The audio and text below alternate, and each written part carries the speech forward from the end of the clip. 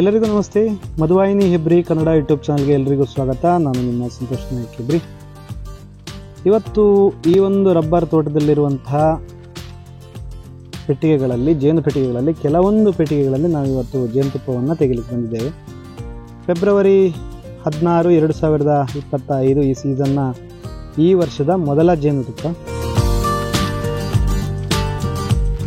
ಜೇನುತುಪ್ಪವನ್ನು ತೆಗೆಯೋಕ್ಕಿಂತ ಮುಂಚೆ ಯಾರೆಲ್ಲ ಮೊದಲನೇ ಬಾರಿ ನಾನು ಈ ವಿಡಿಯೋನ ನೋಡ್ತಿದ್ದೀರಿ, ಎಲ್ಲರೂ ಚಾನಲ್ನ ಸಬ್ಸ್ಕ್ರೈಬ್ ಮಾಡಿ, ಪಕ್ಕದಲ್ಲಿರುವಂಥ ನೋಟಿಫಿಕೇಷನ್ ಬೆಲ್ ಐಕಾನನ್ನು ಕ್ಲಿಕ್ ಮಾಡಿ ಆಲ್ ಅಂತ ಸೆಲೆಕ್ಟ್ ಮಾಡಿದರೆ ಮುಂದೆ ನಾನು ಹಾಕುವಂಥ ಎಲ್ಲ ಜೇನು ವಿಡಿಯೋಗಳು ತಮ್ಮ ಮೊಬೈಲ್ ಮೇಲೆ ಈಸಿಯಾಗಿ ಕಾಣಲಿಕ್ಕೆ ಸಿಗ್ತದೆ. ಜೊತೆಗೆ ವಿಡಿಯೋ ಇಷ್ಟ ಆದರೆ ಲೈಕ್ ಮಾಡಿ, ಶೇರ್ ಮಾಡಿ ಅಂತ ಹೇಳ್ತಾ, ಹೆಚ್ಚಿನ ಸಲಹೆ ಸೂಚನೆಗಳಾಗಿ ಕಮೆಂಟ್ ಮಾಡಿ ಅಂತ ಹೇಳ್ತಾ ವಿಡಿಯೋವನ್ನು ಸ್ಟಾರ್ಟ್ ಮಾಡೋಣ. ಬನ್ನಿ.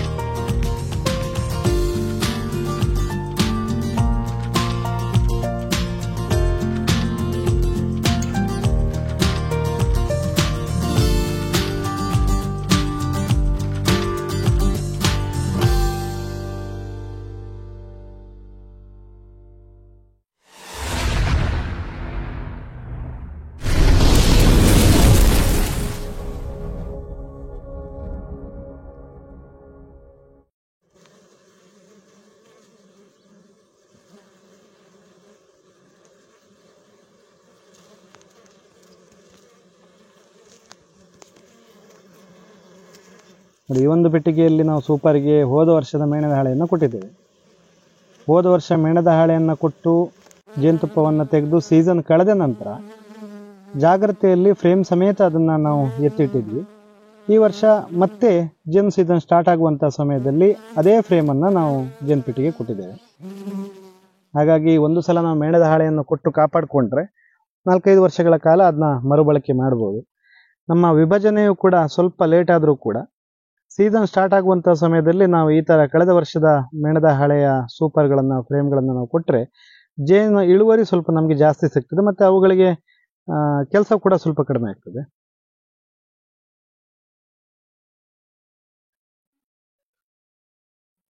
ಈ ಒಂದು ಪೆಟ್ಟಿಗೆಯಲ್ಲಿ ನಮಗೆ ಮುಂದಿನ ವಾರ ಜೇನುತುಪ್ಪ ತೆಗಿಲಿಕ್ಕೆ ಸಿಗ್ತದೆ. ಯಾಕಂತ ಹೇಳಿದ್ರೆ ಜೇನಿನ ಕಣಗಳಲ್ಲಿ ಮಕರಂದವನ್ನು ತಂದು ಈಗಷ್ಟೇ ತುಂಬಿಸ್ತಾ ಇದ್ದಾವೆ ಮಾತ್ರ. ಮುಂದಿನ ವಾರ ಕ್ಲೀನಾಗಿ ಇದನ್ನ ಕಣಗಳಲ್ಲಿ ಜೇನನ್ನ ಮಕರಂದವನ್ನು ತುಂಬಿಸಿ ಅವುಗಳು ಅದನ್ನ ಮೇಣದಿಂದ ಮುಚ್ಚಿಸ್ತವೆ, ಶೀಲ್ ಮಾಡ್ತವೆ. ಶೀಲ್ ಮಾಡಿದ ನಂತರ ನಾವು ಮುಂದಿನ ವಾರ ಜೇನುತುಪ್ಪವನ್ನು ತೆಗಿತೇವೆ.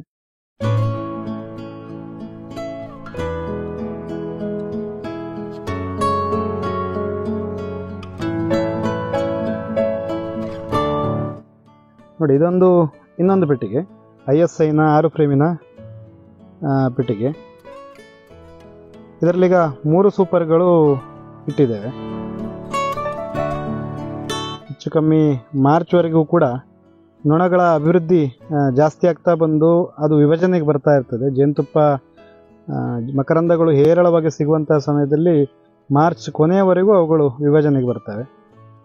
ಹಾಗಾಗಿ ನಾವು ಒಂದು ಸೂಪರ್ ನಂತರ ಇನ್ನೊಂದು ಸೂಪರ್ ಆದ ನಂತರ ಮತ್ತೊಂದು ಸೂಪರನ್ನು ನೊಣಗಳ ಸಂಖ್ಯೆಗೆ ಅನುಗುಣವಾಗಿ ನಾವು ಏರಿಸ್ತಾ ಬರ್ತೇವೆ. ಉಳಿದಂತೆ ಎಲ್ಲ ಪೆಟ್ಟಿಗೆಯಲ್ಲಿ 2 ಸೂಪರ್ ಇದ್ರೆ ಈ ಒಂದು ಪೆಟ್ಟಿಗೆಗೆ ನಾವು 3 ಸೂಪರ್ ಕೊಟ್ಟಿದ್ದೇವೆ.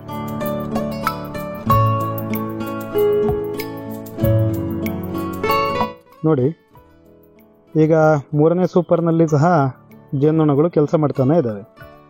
ನಮ್ಗೆ ಇವತ್ತು ಕೆಳಗಿನ 2 ಸೂಪರ್ಗಳಲ್ಲಿ ಹೆಚ್ಚು ಕಮ್ಮಿ 5-10 ಫ್ರೇಮ್ಗಳಲ್ಲಿ ಈ ಪೆಟ್ಟಿಗೆಯಲ್ಲಿ ಜೇನುತುಪ್ಪ ತೆಗೆಲಿಕ್ಕೆ ಸಿಗ್ತದೆ. 3ನೇ ಸೂಪರ್ ಇದ್ದು ನೆಕ್ಸ್ಟ್ ವಾರದಲ್ಲಿ ಇನ್ನೊಂದು ಪೆಟ್ಟಿಗೆಗಳ ಜೊತೆಗೆ ಹಾರ್ವೆಸ್ಟಿಗೆ ಸಿಗ್ತದೆ. ಹಾಗಾಗಿ ನಾವೀಗ ಜೇನುತುಪ್ಪ ತೆಗೆಯೋಕ್ಕಿಂತಲೂ ಮುಂಚೆ ಇಂತಹ ಅಭಿವೃದ್ಧಿ ಸಮಯದಲ್ಲಿ ಅಥವಾ ಹೇರಳವಾಗಿ ಮಕರಂದ ಸಿಗುವಂತಹ ಸಮಯದಲ್ಲಿ ಪ್ರತಿ ವಾರಕ್ಕೊಮ್ಮೆ ನಾವು ಸಂಸಾರ ಕೋಣೆಯನ್ನು ಪರಿಶೀಲನೆ ಮಾಡುವಂಥದ್ದು ಅತ್ಯಗತ್ಯ ಆಗಿರ್ತದೆ. ನೋಡಿ, ಈಗ ನಾವು ಸಂಸಾರ ಕೋಣೆಯ ಮೇಲಿರುವಂತಹ ಎಲ್ಲ ಜೇನು ಕೋಣೆಗಳು ಮುಚ್ಚಳ ಸಮೇತ ನಾವು ಎತ್ತಿ ಯಥಾಸ್ಥಿತಿಯಲ್ಲಿ ಕೆಳಗಿಡ್ತಾ ಇದ್ದೇವೆ. ಈ ಥರ ಇಡುವಂಥ ಸಮಯದಲ್ಲಿ ನಮ್ಗೆ ಒಂದು ಲಾಭ ಏನಂತ ಹೇಳಿದರೆ, ಜೇನು ಕೋಣೆಯಲ್ಲಿರುವಂಥ ಯಾವುದೇ ನೊಣಗಳು ನಮಗೆ ದಾಳಿ ಮಾಡುವುದಿಲ್ಲ. ಯಾಕಂತ ಹೇಳಿದ್ರೆ ಅವುಗಳು ಸ್ವಾಭಾವಿಕವಾಗಿ ಹೇಗಿದಾವೋ ಅದೇ ಸ್ಥಿತಿಯಲ್ಲಿ ಅಲ್ಲಿರ್ತವೆ. ಸಂಸಾರ ಕೋಣೆಯ ಪರಿಶೀಲನೆ ನಮಗೆ ಸ್ವಲ್ಪ ಸುಲಭವಾಗ್ತದೆ. ಮೊದಲು ನಾವು ಜೇನುತುಪ್ಪ ತೆಗಿಲಿಕ್ಕೆ ಹೋಗ್ದೇವಂತಾದ್ರೆ ಅಲ್ಲಿರುವಂಥ ನೊಣಗಳ ಜೊತೆ ಸೇರಿ ಇಲ್ಲಿರುವ ಸಂಸಾರ ಕೋಣೆಯಲ್ಲಿರುವಂಥ ನೊಣಗಳು ಸೇರಿ ನಮಗೆ ದಾಳಿ ಮಾಡುವ ಪ್ರಮಾಣ ಜಾಸ್ತಿ ಆಗಿರ್ತದೆ. ಹಾಗಾಗಿ ಮೊದಲಿಗೆ ನಾವು ಪೆಟ್ಟಿಗೆ ಪರಿಶೀಲನೆ ಮಾಡ್ತೇವೆ. ನೋಡಿ ಈಗ ನೀವು ಬದಿಯ ಏರಿಯನ್ನ ಗಮನಿಸ್ತಾ ಇದ್ದೀರಿ. ಬದಿಯ ಫ್ರೇಮ್ನಲ್ಲಿರುವಂಥ ಏರಿ ನಾನು ತೋರಿಸ್ತಾ ಇದ್ದೇನೆ. ನೋಡಿ, ಈ ಒಂದು ಫ್ರೇಮ್ನ ಏರಿಯಲ್ಲಿ ಕೆಳಗಿನ ಅರ್ಧ ಭಾಗದಷ್ಟು ಕಳೆದ ವಾರ ಪೂರ್ತಿಯಾಗಿ ಗಂಡು ನೊಣಗಳಿತ್ತು. ಹಾಗಾಗಿ ನಾವೇನು ಮಾಡಿದ್ದೇವೆ ಅಂತ ಹೇಳಿದ್ರೆ, ಆ ಒಂದು ಏರಿಯನ್ನ ಮೇಲಿನ ಮಕರಂದ ಮತ್ತು ಜೇನುತುಪ್ಪದ ಭಾಗವನ್ನು ಬಿಟ್ಟು ಉಳಿದ ಗಂಡು ನೊಣಗಳ ಭಾಗವನ್ನು ಕತ್ತರಿಸಿ ನಾವು ಇದೇ ಪೆಟ್ಟಿಗೆ ಸೂಪರಿಗೆ ಕೊಟ್ಟಿದ್ವಿ, 3ನೇ ಸೂಪರಿಗೆ ಕೊಟ್ಟಿದ್ದೇವೆ. ಹಾಗಾಗಿ ಈ ವಾರ ಒಂದೇ ವಾರದೊಳಗೆ ಅವುಗಳು ಹೊಸ ಏರಿಯ ರಚನೆ ಕೂಡ ಮಾಡಿದ್ದೇವೆ.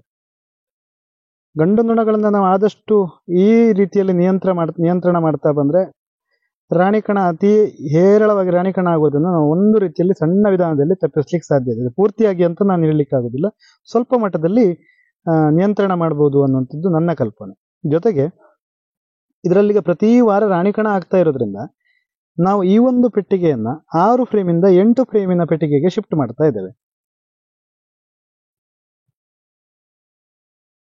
ಪ್ರತಿ ವಾರ ನಾವು ಇದರಲ್ಲಿ ರಾಣಿಕಣಗಳನ್ನು ತೆಗಿತಾ ನಮಗೂ ಕೂಡ ಒಂದೊಂದು ಸಲ ಕಣ್ತಪ್ಪಿ ಕೂಡ ಇಲ್ಲಾದ್ರೂ ಒಂದು ರಾಣಿಕಣ ಅದರಲ್ಲಿ ಉಳಿತು ಅಂತ ಆದ್ರೆ ಕುಟುಂಬ ಪಾಲಾಗಿ ಹೋಗ್ತದೆ. ಮತ್ತೆ ಈ ಸೀಸನ್ನಲ್ಲಿ ನಮಗೆ ಜೇನು ಇಳುವರಿ ಸ್ವಲ್ಪ ಲೇಟ್ ಆಗಿ ಸಿಗ್ತದೆ.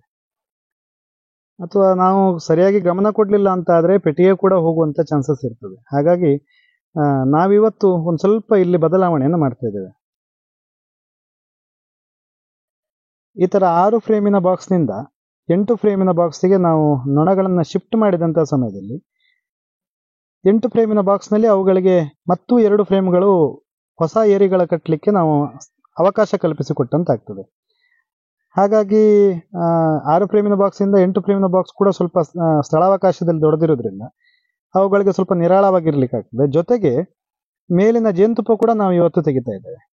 ಹಾಗಾಗಿ ಕೆಳಗಿನ ಕೆಲಸದ ಒತ್ತಡ ಜೊತೆಗೆ ಮೇಲಿನ ಕೆಲಸದ ಒತ್ತಡದ ಜೊತೆಗೆ ಎಲ್ಲಿ ಅವುಗಳಿಗೆ ಜಾಸ್ತಿಯಾಗಿ ಕೆಲಸ ಸಿಗ್ತಾ ಹೋಗ್ತದೆ ಆವಾಗ ಪಾಲಾಗುವಂತ ಒಂದು ಮನಸ್ಥಿತಿ ಸ್ವಲ್ಪ ಮಟ್ಟಿಗೆ ಕಡಿಮೆ ಆಗ್ಲಿಕ್ಕೆ ಸಾಧ್ಯತೆ ಇದೆ. ಹಾಗಾಗಿ ನಾವಿವತ್ತು ಆ ಥರ ಮಾಡ್ತೇವೆ. ಹಾಗಂತೇಳಿ ಮುಂದಿನ ವಾರ ಈ ಪೆಟ್ಟಿಗೆಯನ್ನ ಮತ್ತೆ ಪರಿಶೀಲನೆ ಮಾಡದೇ ಇರುವಂಥದ್ದಲ್ಲ. ಪ್ರತಿ ವಾರ ಮಾರ್ಚ್ ಕೊನೆಯವರೆಗೆ ನಾವು ಪೆಟ್ಟಿಗೆ ಪರಿಶೀಲನೆಯನ್ನ ಕಡ್ಡಾಯವಾಗಿ ಮಾಡಲೇಬೇಕಾಗ್ತದೆ. ನೋಡಿ, ಇದರಲ್ಲಿಗೆ ನೀವು ರಾಣಿಕಣವನ್ನ ನಾನು ತೋರಿಸ್ತಾ ಇದ್ದೇನೆ. ಪ್ರತಿ ಏರಿಯಲ್ಲೂ ಕೂಡ ಪ್ರತಿ ವಾರ ರಾಣಿಕಣಗಳಾಗ್ತಾ ಇರ್ತದೆ. ಈ ತರ ಕಣ್ಣು ತಪ್ಪಿ ಎಲ್ಲಾದ್ರೂ ಒಂದು ರಾಣಿಕಣ ಉಳಿದ್ರೂ ಕೂಡ ಆ ಪೆಟ್ಟಿಗೆಯಲ್ಲಿ ನಮಗೆ ಜೇನಿನ ಇಳುವರಿ ತುಂಬಾ ಕುಂಠಿತ ಆಗ್ತದೆ. ಹಾಗಾಗಿ ಪಾಲಾಗುವಂಥದ್ದನ್ನ ನಾವು ತಡಿಲಿಕ್ಕೋಸ್ಕರ ಇಂಥ ಕಸರತ್ತುಗಳನ್ನ ಒಂದೊಂದ್ಸಲ ಜೇನು ಕೃಷಿಯಲ್ಲಿ ಮಾಡಬೇಕಾಗ್ತದೆ. ನಮ್ಮಲ್ಲಿ 8 ಫ್ರೇಮಿನ ಪೆಟ್ಟಿಗೆಗಳು ಎಕ್ಸ್ಟ್ರಾ ಇರೋದ್ರಿಂದ ಮಾತ್ರ ನಾವು ಈ ತರ ಮಾಡ್ತೇವೆ. ಉದಾಹರಣೆಗೆ ನಮ್ಮಲ್ಲಿ 8 ಫ್ರೇಮಿನ ಪೆಟ್ಟಿಗೆಗಳು ಇಲ್ಲ ಅಂತ ಆದ್ರೆ ಸಂಸಾರ ಕೊನೆಯ ಒಂದು ಏರಿಯನ್ನ ತೆಗೆದು ನಾವು ಇನ್ನೊಂದು ಸೂಪರ್ ಕೊಟ್ಟು 4ನೇ ಸೂಪರ್ ಕೂಡ ನಾವು ಇದಕ್ಕೆ ಕೊಡಬಹುದು. ಆದ್ರೆ ಸ್ವಲ್ಪ 4ನೇ ಸೂಪರ್ ಕೊಡ್ಬೇಕಾದ್ರೆ ಸ್ವಲ್ಪ ಜಾಗ್ರತೆಯಲ್ಲಿ ಇರಬೇಕು. ಯಾಕಂತ ಹೇಳಿದ್ರೆ ಒಂದು ಸಪೋಸ್ ನವಿಲು ಅಥವಾ ಮಂಗಗಳು ಏನಾದ್ರೂ ಅದ್ರ ಮೇಲೆ ಹಾರ್ತಂತಾದ್ರೆ ನಾವು ಕಟ್ಟಿದ್ದು ಸ್ವಲ್ಪ ವ್ಯತ್ಯಾಸ ಆದ್ರೂ ಕೂಡ ಪೆಟ್ಟಿಗೆ ನಷ್ಟ ಆಗುವಂತ ಸಂಭವ ಜಾಸ್ತಿ ಇರ್ತದೆ.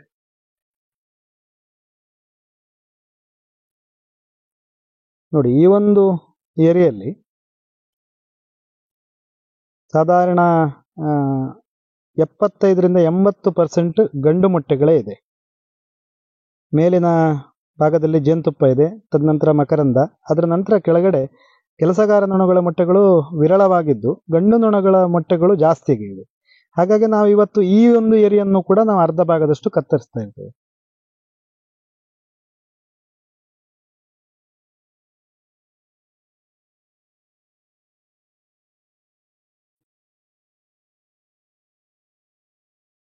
ಒಂದು ಪ್ರತಿಶತ ಇದರಲ್ಲಿ ಹೆಚ್ಚಿನ ಸಂಖ್ಯೆಯಲ್ಲಿ ಗಂಡು ಮೊಟ್ಟೆಗಳೇ ನೀವು ಕಾಣ್ತಾ ಇರ್ಬೋದು.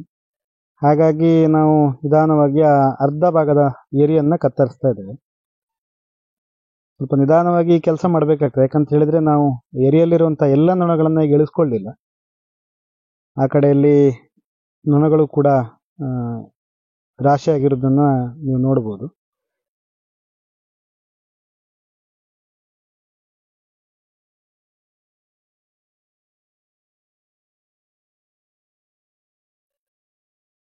ಮತ್ತೆ ಈ ಫ್ರೇಮನ್ನು ನಾವು ಅದೇ ಪೆಟ್ಟಿಗೆಗೆ ಕೊಡ್ತೇವೆ. ಇಂಥ ಸಮಯದಲ್ಲಿ ಅವುಗಳಿಗೆ ಏನಾಗ್ತದೆ ಅಂತ ಹೇಳಿದ್ರೆ 8 ಫ್ರೇಮಿನ ಬಾಕ್ಸಿಗೆ ನಾವು ವರ್ಗಾಯಿಸಿದಂತಹ ಸಮಯದಲ್ಲಿ 2 ಫ್ರೇಮ್ಗಳು ಖಾಲಿ ಇರುವಂತದ್ದು ಕಟ್ಲಿಕ್ಕೆ ಸಿಕ್ಕಿದೆ. ಅದರ ಜೊತೆಗೆ ಈ ಒಂದು ಏರಿ ಕೂಡ ಅರ್ಧ ಭಾಗದಷ್ಟು ಅವುಗಳಿಗೆ ಹೊಸ ಏರಿಯನ್ನು ಕಟ್ಟಲಿಕ್ಕೆ ಶ್ರಮ ಕೊಟ್ಟಂತಾಗ್ತದೆ. ಹಾಗಾಗಿ ಮುಂದಿನ ವಾರ ಇದರಲ್ಲಿ ರಾಣಿಕಣ ಆಗುವಂಥದ್ದು ಸ್ವಲ್ಪ ಮಟ್ಟಿಗೆ ನಮಗೆ ಕಂಟ್ರೋಲಿಗೆ ಬರ್ತದೆ.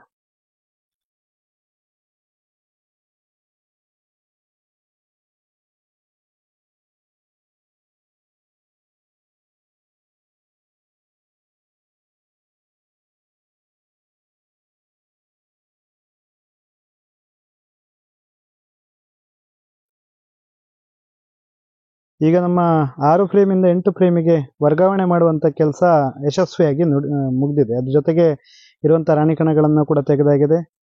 ಅದ್ರ ಜೊತೆಗೆ ಗಂಡು ಮೊಟ್ಟೆಗಳಿರುವಂಥ ಏರಿಯನ್ನ ಕೂಡ ನಾವು ಕತ್ತರಿಸಿದ್ದೇವೆ. ನೋಡಿ, ಈ ಥರ ಗಂಡು ಮೊಟ್ಟೆಗಳಿರುವಂಥ ಏರಿಯನ್ನ ನಾವು ಸೂಪರ್ನಲ್ಲಿ ಜೇನುತುಪ್ಪ ತೆಗೆಯುವಂಥ ಸಮಯದಲ್ಲಿ ಹೇಗೆ ಅದನ್ನ ಶೀಲ್ ಕ್ಯಾಪನ್ನು ಓಪನ್ ಮಾಡ್ತೇವೆ, ಎರಡೂ ಬದಿಯಲ್ಲಿ ಕೆತ್ತಿ ಓಪನ್ ಮಾಡ್ತೇವೆ, ಅದೇ ಥರ ಇಲ್ಲೂ ಕೂಡ ನಾವು ಗಂಡು ನೊಣಗಳ ಕ್ಯಾಪನ್ನು ಓಪನ್ ಮಾಡ್ತಾ ಇದ್ದೇನೆ.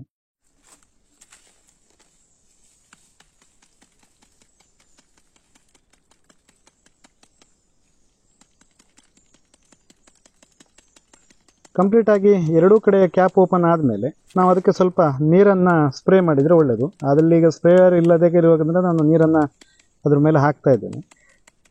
ಹಾಕಿ ಈ ಥರ ತಟ್ಟಿದಂಥ ಸಮಯದಲ್ಲಿ ಈ ಗಂಡು ನೊಣಗಳ ಲಾರ್ವಗಳು ಎಲ್ಲ ಕೆಳಗೆ ಬೀಳುತ್ತವೆ, ಆದಷ್ಟು ಪ್ರಮಾಣದಲ್ಲಿ ಕೆಳಗೆ ಬೀಳುತ್ತವೆ. ತದನಂತರ 1-2 ಉಳಿತಂತಾದರೂ ನಮಗೇನು ಸಮಸ್ಯೆ ಇಲ್ಲ, ಯಾಕಂದರೆ ನೊಣಗಳು ಅದನ್ನ ಮತ್ತೆ ಶುಚಿ ಮಾಡಿ ತೆಗಿತವೆ.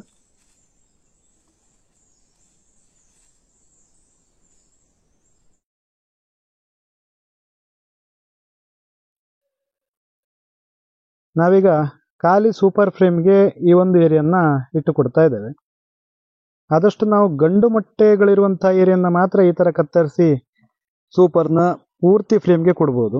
ಕೆಲಸಗಾರ ಮೊಟ್ಟೆಗಳಿರುವಂಥ ಏರಿಯಾನ ಯಾವತ್ತೂ ಕೂಡ ಈ ಥರ ಪೂರ್ತಿಯಾಗಿ ನಾವು ಕೊಟ್ಟರೆ ಅಂತಾದರೆ ರಾಣಿ ಬಂದು ಅಲ್ಲಿ ಮೊಟ್ಟೆ ಇಡುವಂಥ ಸಾಧ್ಯತೆ ಹೆಚ್ಚಿರ್ತದೆ. ಹಾಗಾಗಿ ಗಂಡು ಮೊಟ್ಟೆಗಳಿರುವಂಥ ಏರಿಯನ್ನಾದರೆ ಅಷ್ಟು ದೊಡ್ಡ ಸಮಸ್ಯೆ ಬರೋದಿಲ್ಲ.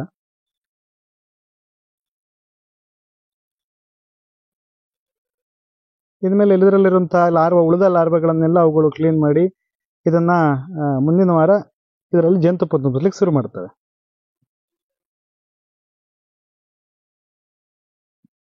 ನೋಡಿ, ನಾವೀಗ 6 ಫ್ರೇಮಿಂದ 8 ಫ್ರೇಮಿಗೆ ವರ್ಗಾವಣೆ ಮಾಡಿ ಆದ ನಂತರ ಅದರಲ್ಲಿರುವಂತಹ ಸೂಪರ್ನಲ್ಲಿರುವಂತಹ ಜೇನುಕೋಣೆಯಲ್ಲಿರುವಂತಹ ಫ್ರೇಮ್ಗಳನ್ನ ಜೇನುತುಪ್ಪ ತೆಗಿಲಿಕ್ಕೋಸ್ಕರ ತೆಗಿತಾ ಇದ್ದೇವೆ.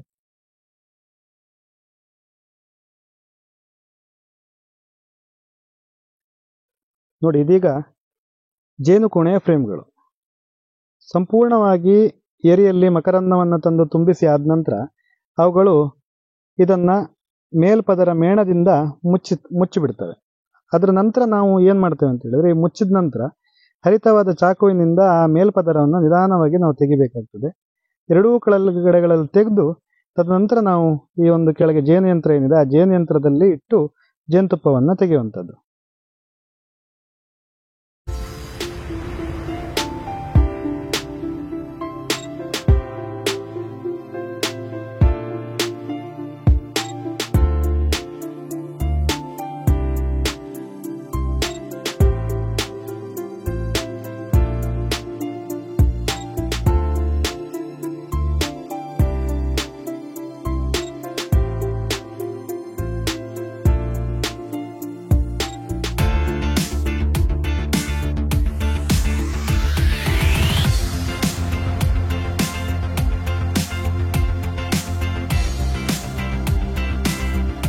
ಈ ಒಂದು ಮಿಷನ್ನಲ್ಲಿ 4 ಸೂಪರ್ ಫ್ರೇಮ್ಗಳನ್ನು ಇಟ್ಟು ಜೇನುತುಪ್ಪ ತೆಗೆಯುವಂಥ ಅವಕಾಶ ಇದೆ.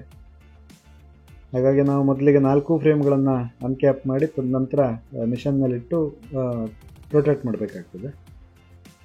ಅಂಥ ಸಮಯದಲ್ಲಿ ಯಾವುದೇ ಕಾರಣಕ್ಕೂ ನಿಮ್ಮ ರಟ್ಟು ಅಥವಾ ತಟ್ಟಿ ಅಂತ ಏನು ಹೇಳ್ತೇವೆ ಅದು ಡ್ಯಾಮೇಜ್ ಆಗೋದಿಲ್ಲ. ನಾವು ಹೇಗೆ ಮಿಷನ್ನೊಳಗಿಟ್ಟು ತಿರುಗಿಸ್ತೇವೋ ಅದು ಆ ರಟ್ಟು ಹಾಗೇ ನಮಗೆ ಸಿಗ್ತದೆ. ಅದನ್ನು ನಾವು ಮತ್ತೆ ಪೆಟ್ಟಿಗೆ ಕೊಡ್ತೇವೆ. ಪೆಟ್ಟಿಗೆ ಕೊಟ್ಟಂಥ ಸಮಯದಲ್ಲಿ 10 ರಿಂದ 15 ದಿನದಲ್ಲಿ ಮತ್ತೆ ಜೇನುತುಪ್ಪವನ್ನು ತುಂಬಿಸಿ ಇದೇ ಥರ ಶೀಲ್ ಮಾಡ್ತೇವೆ.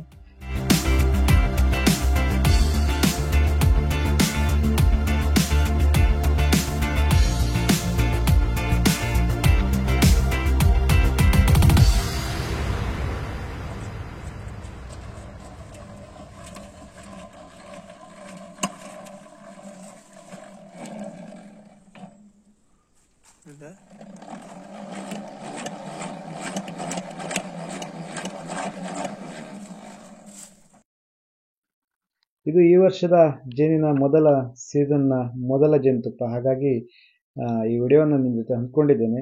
ವಿಡಿಯೋ ಇಷ್ಟ ಆದರೆ ಲೈಕ್ ಮಾಡಿ, ಜೊತೆಗೆ ನಮ್ಮ ಚಾನಲ್ನ ಸಬ್ಸ್ಕ್ರೈಬ್ ಮಾಡಲಿಕ್ಕೆ ಮರಿಬೇಡಿ. ಇನ್ನೂ ಹೆಚ್ಚಿನ ವಿಡಿಯೋಗಳು ನಿಮಗೆ ಜೇನಿನ ಬಗ್ಗೆ ಸಿಗ್ತಾ ಇರ್ತದೆ. ಮುಂದಿನ ವಿಡಿಯೋಗಳಲ್ಲಿ ಸಿಗ್ತೇನೆ ಅಂತ ಹೇಳ್ತಾ ಎಲ್ಲರಿಗೂ ನಮಸ್ಕಾರಗಳು.